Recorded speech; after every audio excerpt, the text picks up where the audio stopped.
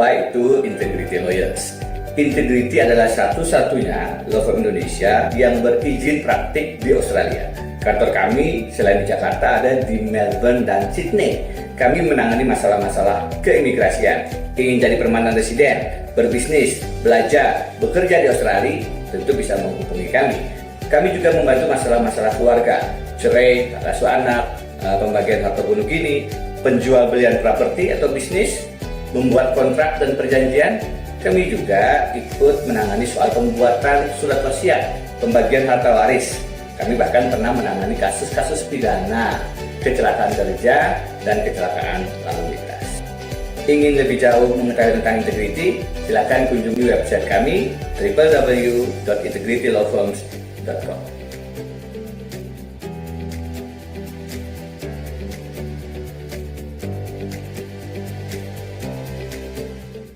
Anda ingin bekerja, mencari cuan, bermigrasi ke Australia. Bagaimana mengurus visanya? Menjadi penduduk tetap, belajar, bekerja, berbisnis di Australia. Hubungi lawyer-lawyer handal di Integrity Lawyers. Kami satu-satunya law firm Indonesia yang berizin praktek di Australia, berkantor di Jakarta, Sydney, dan Melbourne, dan berpengalaman mengurus soal-soal keimigrasian. Lebih jauh ingin mengenal Integrity Lawyers, kunjungi website kami www.integritylawfirms.com.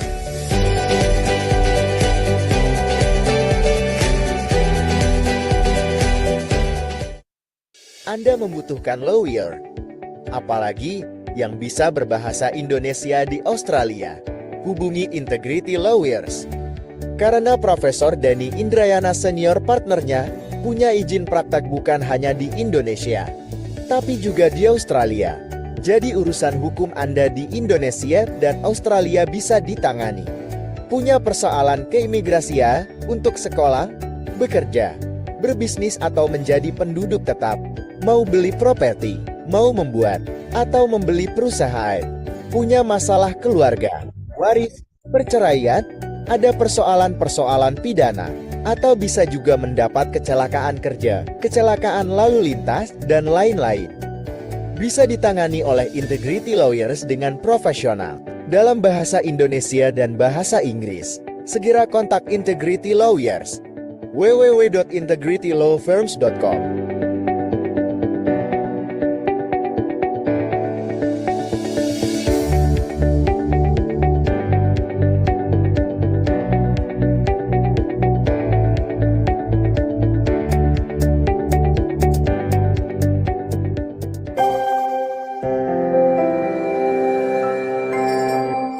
Selanjutnya,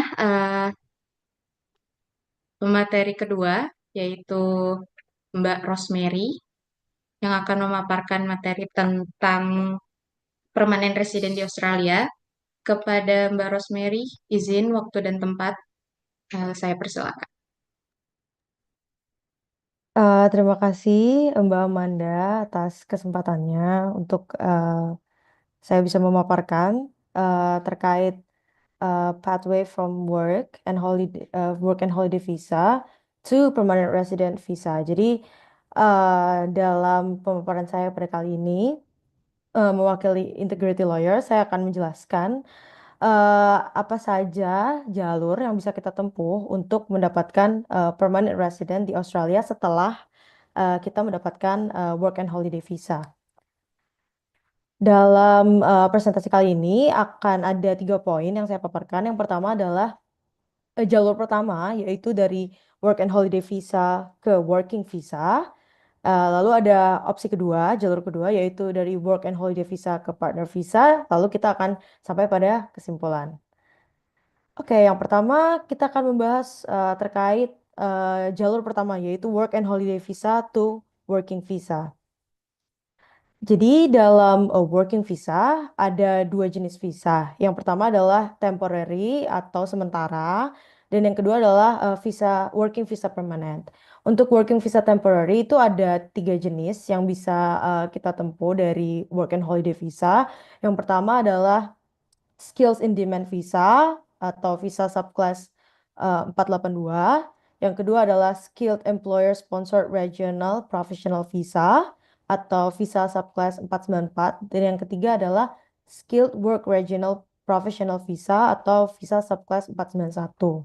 Lalu untuk permanent working visanya ada 4 tipe yang kita bisa uh, ajukan setelah kita memiliki temporary working visa. Yang pertama adalah permanent resident skilled regional visa atau visa subclass 191. Yang kedua adalah skilled independent visa atau visa subclass 189. Yang ketiga adalah skilled nominated visa atau visa subclass 190. Dan yang terakhir adalah employer nomination scheme visa atau visa subclass 189. Jadi dari temporary working visa ini yang ada 3 tersebut, kita bisa mengajukan permanent working visa. Namun memang sebelumnya kita harus mendapatkan temporary working visanya itu terlebih dahulu. Dan untuk mendapatkan temporary working visanya itu ada step-step, langkah-langkah, dan syarat-syaratnya yang akan kita bahas di presentasi kali ini. Oke, untuk yang pertama kita akan membahas terkait core skill streams dari skills in demand visa. Jadi sebagai informasi di skills in demand visa ini ada 3 stream. Yang pertama adalah core skill stream. Untuk core skill stream ini uh, kita harus memiliki sponsor dari pekerjaan-pekerjaan yang sesuai dengan Core Skilled Occupation List atau CSOL. Jadi dalam CSOL ini terdapat lebih dari 400 pekerjaan yang bisa kita jelajahi, yang bisa kita pilih, dan kita cari sponsornya. Seperti contohnya ada di gambar itu ada uh, Chief Executive of Managing Director, ada juga pig farmer, goat farmer, dairy cattle farmer. Jadi ada sangat banyak pekerjaan yang bisa kita tuju sebagai syarat dari core skill stream ini. Lalu untuk apply core skill stream ini, kita harus memiliki pengalaman kerja minimal 1 tahun di bidang yang relevan. Jadi dari pekerjaan-pekerjaan tersebut, 400 pekerjaan tersebut, kita pilih mana yang kira-kira relevan dengan pekerjaan kita saat WHV begitu. Lalu yang selanjutnya, kita juga harus memiliki hasil dari skill assessment yang positif. Jadi dari pekerjaan-pekerjaan tersebut, kita memerlukan tes dari skill kita yang bisa kita lakukan setelah kita menyelesaikan WHV kita begitu. Dan untuk core skill stream ini, durasi visanya bisa mencapai 4 tahun. Dan juga ada syarat tambahan yaitu persyaratan gaji yang akan diindeks setiap tahun dan untuk saat ini adalah sebesar 73.150 Australian dollar. Selanjutnya, kita akan masuk ke stream yang kedua yaitu specialist skill stream. Ini tuh ditujukan untuk pekerja-pekerja yang memiliki skill terampil atau highly skilled yang akan menghasilkan setidaknya 135.000 Australian dollar atau lebih per tahunnya. Dalam specialist skill stream ini kita dapat mengajukan pekerjaan pada sponsor-sponsor yang uh, dapat memberikan kita pekerjaan sesuai dengan Occupation Standard Classification for Australia atau bisa disingkat OSCA. Dan dalam OSCA ini ada 8 major group. Yang pertama ada managers, professionals, technicians, and trade workers, and then community and personal service workers, clerical and administrative workers, sales workers, machinery operators and drivers, dan yang terakhir adalah laborers. Namun dalam special skill streams ini memang terbatas hanya untuk beberapa major group yang tidak termasuk dari major group 3, 7, dan 8. Jadi untuk sisanya boleh, namun untuk major group 3, 7, dan 8 itu kita tidak bisa apply untuk special skill stream ini. Lalu sama seperti yang sebelumnya, untuk stream ini kita juga harus memiliki pengalaman kerja yang relevan selama 1 tahun. Dan kita bisa dapatkan itu dari pengalaman kita selama WHV. Dan juga kita juga harus memiliki skill assessment yang positif seperti sebelumnya. Dan durasinya juga sama hingga 4 tahun. Lalu yang terakhir dari skills increment visa ini ada labor agreement stream. Ini tuh ditujukan untuk pekerja-pekerja yang telah memiliki sponsor dengan perjanjian tenaga kerja tertentu begitu. Dan ini beberapa industries yang bisa kita ajukan untuk labor agreement stream ini adalah yang pertama advertising, lalu yang kedua aged care, ada dairy, fishing, horticulture, meat, Minister of Religion, on hire, pork, dan restaurant, premium dining. Jadi untuk 10 industri ini kita bisa ajukan untuk ke labor agreement stream. Dan tentunya kita juga tetap harus memiliki pengalaman, yaitu 1 tahun seperti sebelum-sebelumnya. Dan untuk durasi visanya bisa hingga 4 tahun, namun juga tergantung pada perjanjian kerja yang telah dibuat antara pekerja dan juga pemberi kerja atau sponsor gitu. Lalu selanjutnya kita masuk kepada visa yang kedua dan ketiga. Jadi ada Skilled Employer Sponsored Regional Professional Visa atau subclass 494, dan yang kedua adalah Skilled Work Regional Professional Visa subclass 491. Untuk kedua visa ini, temporary visa ini, ada persyaratan bahwa pemohon visanya itu diminta untuk tinggal di wilayah-wilayah regional di Australia. Jadi wilayah-wilayah yang bukan merupakan kota-kota besar. Jadi untuk Sydney, Melbourne, Brisbane itu tidak bisa dikategorikan sebagai regional area. Jadi kita tidak bisa apply untuk visa ini di wilayah-wilayah tersebut begitu. Untuk kota-kota besar itu kita tidak bisa apply. Untuk yang skilled work regional professional visa atau visa 491 ada beberapa syarat yang harus dipenuhi. Yang pertama itu kita harus dinominasikan untuk mengajukan permohonan dari pemerintah atau juga bisa dari kerabat yang memenuhi syarat. Apa syaratnya? Untuk kerabat itu harus antara citizen atau permanent resident yang tinggal di regional area Australia. Jadi tidak bisa mungkin kerabat kita ada yang PR tapi di Sydney atau PR tapi di Melbourne, itu tidak bisa, hanya yang tinggal di regional area. Yang kedua juga kita memiliki pekerjaan yang termasuk dalam CSOL juga. Jadi seperti yang sebelumnya harus terdaftar dalam CSOL pekerjaannya. Terus yang ketiga juga tetap membutuhkan skill assessment sesuai dengan pekerjaan kita. Dan untuk visa ini ada batas maksimalnya, yaitu 45 tahun saat kita mengajukan visa. Dan untuk visa 491 ini adalah points tested visa. Jadi menggunakan expression of interest atau EOI dan registration of interest atau ROI yang akan kita submit, dan nantinya kita akan mendapatkan skor dari EOI dan ROI tersebut.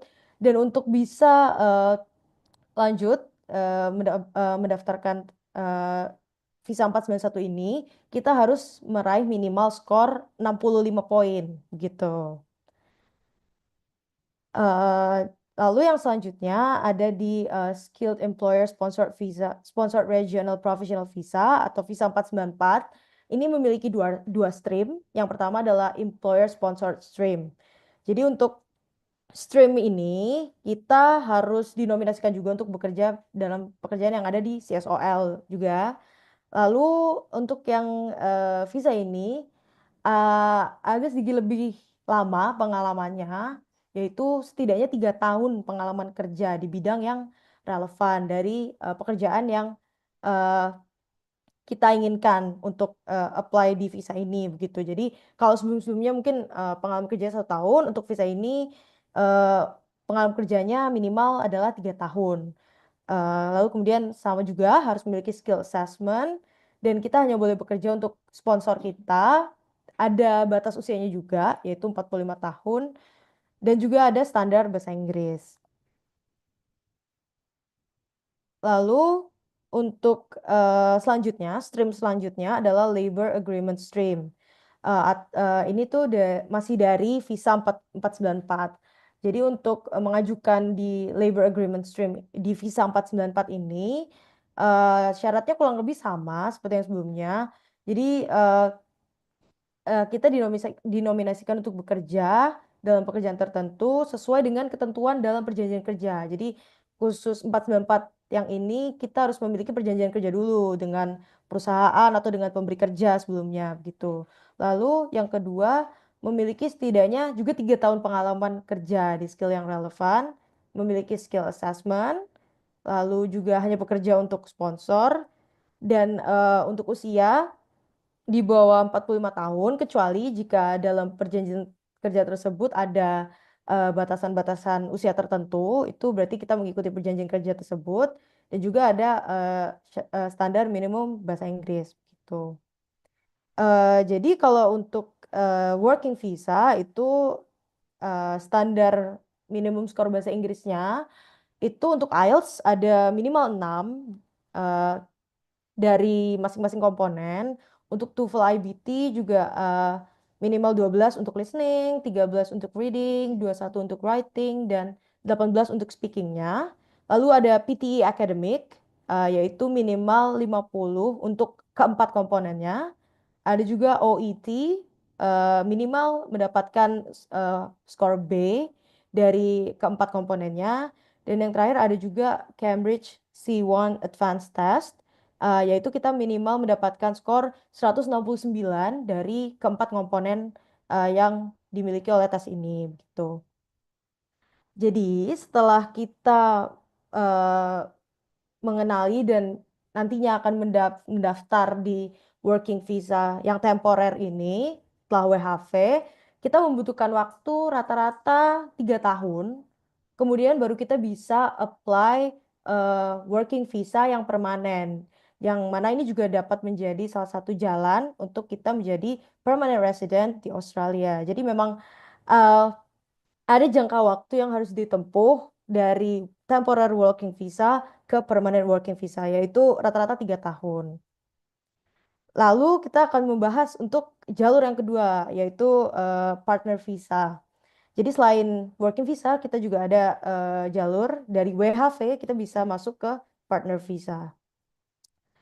Untuk partner visa ini adalah opsi dari family stream. Jadi apabila kita ingin menjadi PR di Australia, kita bisa juga menggunakan selain work stream, ya, menggunakan working visa, ada juga namanya family stream, yang salah satunya adalah partner visa ini. Jadi visa ini dapat diajukan apabila pemohon atau kita memiliki partner atau spouse atau tunangan atau pasangan yang merupakan eh, Australian citizen atau Australian permanent resident. Jadi merupakan warga negara Australia atau juga penduduk tetap Australia begitu.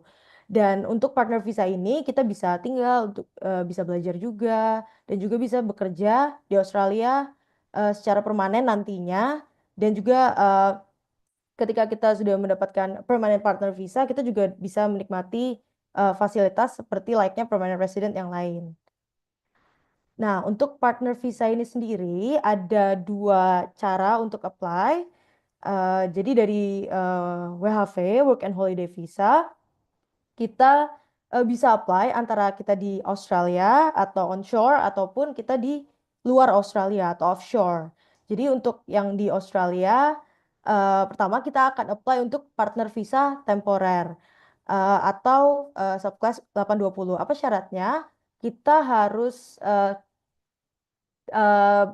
memiliki bukti bahwa kita tinggal bersama atau kita sudah menikah dengan pasangan kita selama 12 bulan. Kecuali kalau untuk yang sudah menikah dengan akte resmi itu bisa langsung. Namun kalau memang belum menikah, misalnya masih bertunangan atau masih berpacaran, itu kita harus memiliki bukti bahwa kita tinggal bersama selama 12 bulan. Itu untuk menunjukkan bahwa kita ini memang genuine dan kita memang bukan hanya berhubungan untuk mendapatkan visa begitu. Lalu untuk yang di luar Australia juga sama syaratnya, dan untuk yang di dalam Australia maupun di luar Australia setelah kita eh, memiliki temporer partner visa ini selama 2 tahun gitu, kita bisa diminta untuk apply ke permanent partner visa. Jadi kalau yang di luar Australia adalah subclass 100, yang di dalam Australia adalah subclass 801. Nantinya kita juga akan diberikan notifikasi begitu. Kalau misalnya kita dinilai sudah 2 tahun memiliki temporer partner visa. Begitu. Jadi untuk kesimpulan dari presentasi kami kali ini, yang pertama kita bisa menghabiskan seluruh jatah WHV, bisa sampai WHV ketiga untuk mengumpulkan dulu pengalaman-pengalaman kita, mengumpulkan juga supaya kita bisa memenuhi eh, persyaratan working visa, ada yang 1 tahun, ada yang 3 tahun. Lalu yang kedua dari working visa, kita juga harus mencari employer yang mana yang membutuhkan kita sebagai pekerja dan bisa mensponsori kita dan memperhatikan juga pekerjaan yang sesuai dengan tergantung kita mau ke stream mana begitu. Lalu yang ketiga juga kalau dari WHV ke partner visa, kita juga harus ya mungkin saat di sana kita menemukan partner atau juga kita bisa dalam perjalanan mencari partner yang bersedia untuk memberikan sponsor visa pada kita gitu. Jadi kedepannya misalnya teman-teman dari WHV ingin lanjut memang menjadi PR dan serius, kami sarankan memang sejak awal harus dipetakan dulu jalur mana yang ingin ditempuh, stream mana yang ingin ditempuh. Jadi saat kita sudah berada di Australia untuk WHV, kita tidak bingung dan bisa sesegera mungkin mengumpulkan syarat-syarat yang dibutuhkan gitu.